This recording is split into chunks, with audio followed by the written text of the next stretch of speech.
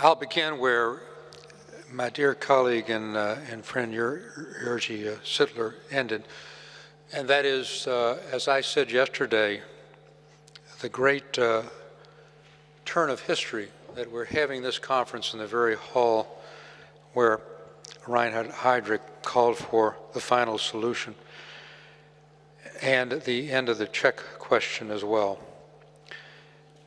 The Nazi regime is part of the dustbin of history. The suffering that it caused is immeasurable, and yet that regime is in fact part of the dustbin of history, and the Jewish people whom they tried to eradicate remain vibrant and personified in the survivors who we've had today and who are our principal inspirations. I want to try to highlight the key points in our concluding co-chair statement. The first is the sense of urgency of acting now. We've heard from one of our panelists, Greg Schneider, that within 7 years, half of the 500,000 survivors will have passed away. And if there's anything that we should take from this conference, it is a renewed sense of urgency to act now. And if there's one thing that, to me, epitomized that sense of urgency and the unacceptability of survivors living in deprivation after having suffered so grievously in their youth, it was the moving statement by Galina Polikova at the very end about the dire situation of survivors in Ukraine. This should be emblazoned in our minds and consciences as we go forward.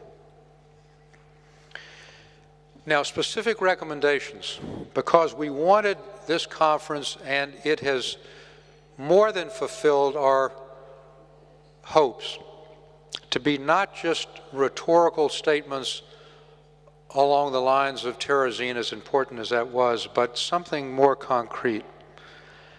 And so I want to highlight some of those recommendations. One is calling on countries to appoint officials within their government to coordinate mechanisms and programs to assist survivors, to help them navigate social programs, even those for non-survivors, but for other elderly people. And to have such a person identified, as we have just done now in the U.S. government and the Department of Health and Human Services, is an important recommendation. Second, to reiterate, and I do so with my former hat on as ambassador to the EU, the one that Jerzy just mentioned. It is critically important that the European Union become more engaged in this whole process. The member states, particularly with the expansion to the east, are the very states on which the Germans perpetrated the Holocaust and where a substantial body of survivors remains. We understand, and I understand, what mandates are for the Commission. And I understand that social welfare is a prerogative of member states. But it is a prerogative of the European Union to speak with a voice to the member states to urge more action, to maximize their own mandate, and to implement the 2009 Terezin Declaration, which they signed in their name, their commissioners. Next is recognition of the role of civil society and public-private partnerships. one of the things that we got through all of the panels was the critical importance of all the civil society organizations, the claims conferences and the EVZs, the Joint Distribution Committee, AMCHI, the organizations in Poland and the UK and the Czech Republic and in other countries. They're critically important. They deserve support, and no country should limit their activity. Quite the contrary. They should be encouraged because their role is absolutely critical in delivering services and in pressing governments with the importance of movement. Now to the direct recommendations. The first is to make sure that all states exempt from tax, state, local, and at their national levels, all compensation payments, pensions, and other welfare assistance given to Holocaust survivors and other victims of Nazi persecution, and that those payments also not be included either for measuring tax levels or qualifications for other eligibility services. Now, I want to be very precise because we are at a point of inflection here, and there's no point in pulling punches, and I'm not going to. Two countries, Ukraine and Russia, do not have laws to exempt compensation payments from Germany. Application is inconsistent in many other countries in terms of what is withheld at the different levels of taxation. In addition, virtually all European countries do exempt compensation programs from tax, but not from income calculation. So, taxation rates include all income, even compensation for Holocaust survivors. In addition, benefits like, for example, subsidized housing is calculated in almost all European countries on all income, including compensation. This is not acceptable. Israel doesn't do it, the United States doesn't do it. There's no reason. It's almost a costless thing at your federal levels, but it would be tremendously important to your survivors not to have those payments count against them for other benefit programs. In addition, many European countries deduct German or other compensation programs from their own domestic compensation programs. For example, the Dutch program, which is a good program, but it basically takes off from their payments what the Germans have done. So these are areas where there is really room for significant improvement. Second, in the co-chair's statement, we call for special pensions, programs, home care, or other funds tailored to special needs. We know that there's not one shoe that fits all. But we've learned today that there are innovative things. Our Austrian colleague and his panel mentioned informal applications by letter. Don't provide undue complications in qualification. And this is a good example. In terms of countries that have national compensation programs, either one-time, recurring, or both, Albania and Austria, Belgium, the Czech Republic, Estonia, Germany, Hungary, Latvia, Lithuania, Luxembourg, Netherlands, Poland, and Slovakia have such payment programs. We heard from our Russian representative that they pay survivors as war victims. Those countries that aren't on that list should join it immediately. Next is one way of getting funds without it directly coming out of national budgets is to use the proceeds from heirless Jewish property. That is property that was confiscated. There are no heirs because all parts of the family were destroyed. and use those for medical and social needs of survivors, regardless of their country of residence, where appropriate. So, for example, again, to be specific, countries that are doing this include Austria, France, Germany with their East German property after the fall of the wall and the reuniting of the country, Greece, Hungary has made a down payment and we hope will do more. The former Yugoslav Republic of Macedonia, Serbia is considering legislation, in Slovakia. So again, we're not simply pulling something out of whole cloth. These are countries that have done this already. And you can do it at very small cost, but of real benefit.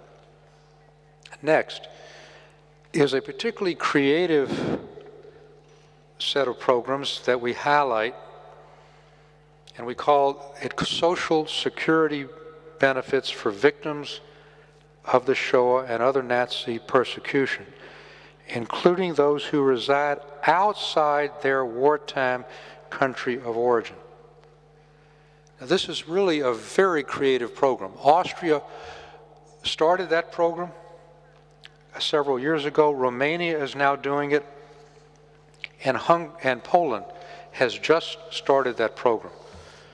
The Polish program, and I'm complimenting them on doing it, is nevertheless fraught with very real administrative burdens, like having to apply in Polish and having to have Polish proxies and the like, very difficult proof of Holocaust survivors. But the fact that they've done this indicates a will, and we hope that they will streamline that. But these are examples, and the Czech Republic does it as well for those who retain Czech citizenship outside the country. The other three, Austria, Romania, and Poland, for all those who are resident outside, even if they don't retain that citizenship. This is, again, an excellent model. So in other words, they're simply paying their regular Social Security benefits to those who were part of the Nazi persecution and live outside the country. Very creative and very admirable. We also call for the first time on other international and regional organizations, the UN, the Council of Europe, OSCE, to pay special attention to the issue of social protection and support of survivors. And I want to compliment the Russian Federation for making this suggestion, which we have included, and urging that these organizations sponsor international events and exchange best practices. In addition, one real innovation that came out of this conference is the first ever database that Professor Scruggs at ESLI's sponsorship has created. It is a database which gives us a baseline of what countries have provided. It therefore identifies gaps. It allows other countries to see best practices and to follow them. It's very important that that database not be a static database. Countries should add anything they do from this day forth to that database, so it is a living, growing database, and one that hopefully will encourage other countries to follow these best practices. In addition, I would like to suggest, and this is not in the conference chair's statement, but I would like to suggest that perhaps we organize in a year or two a subgroup of countries willing to do it, who will simply sit down on a perhaps less formal basis to monitor what progress has been made in fulfilling these commitments and best practices that we suggest. That way, again, it will add encouragement to countries to do more. I mentioned yesterday, and I will mention now, that it is critically important, both politically and financially, to support ESLI. We wouldn't have had this conference without ESLI. We wouldn't have been able to share experiences without Esli. We wouldn't have been able to encourage each other to do more without Esli. And all the burden of supporting Esli has fallen on three governments, the US and Israeli government, and in particular the Czech government. And I know that this comes at a difficult time, and I frankly want to call on the Czech government to continue their support. It's very special that you've been the host at the 2009, 2010, and now 2015 conferences. And Nestle is nestled in your foreign ministry, and I hope it will have a secure place there. But also, I want to compliment EVZ and the Claims Conference and others, and call on other NGOs. Just a small contribution from countries, a small contribution from NGOs can make the difference between this institution continuing and withering. I want to also close with some thanks to Helena Sinek and her staff for organizing a really superb conference. I mean, the richness of the discussion, the expertise which was brought together, the caliber of people, the categories of issues which were covered was absolutely extraordinary, and they deserve tremendous credit.